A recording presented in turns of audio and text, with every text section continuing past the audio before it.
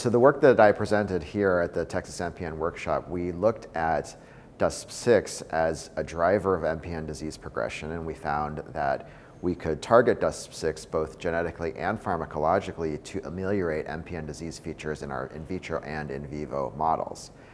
We further looked downstream of DUSP6 at a kinase called RISC1, which also appears to be abnormally activated in these diseases, in particular in conjunction with MPN disease progression to AML.